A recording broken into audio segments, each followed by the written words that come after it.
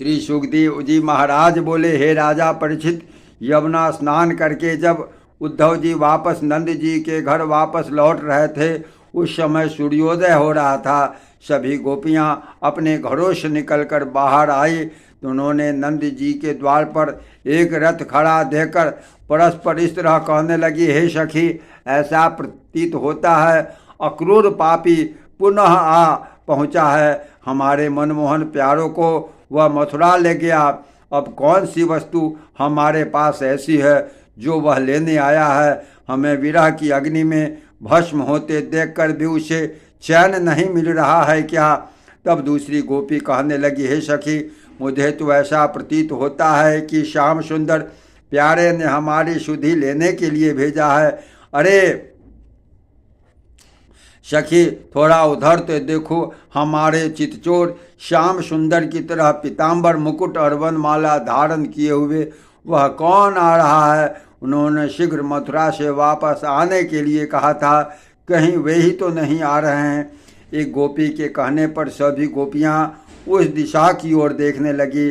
दूसरी ओर से उद्धव जी आ रहे थे, किंतु जब निकट आए तो गोपियों का हृदय उन्हें देखकर पुनः दुखी होने लगा, क्योंकि वह श्याम सुंदर न थे। उद्धव जी के वेशभूषा भगवान श्री कृष्ण के समान देखकर गोपियां अपना काम काज छोड़कर उन्हें चारों ओर से घेर कर खड़ी हो गई।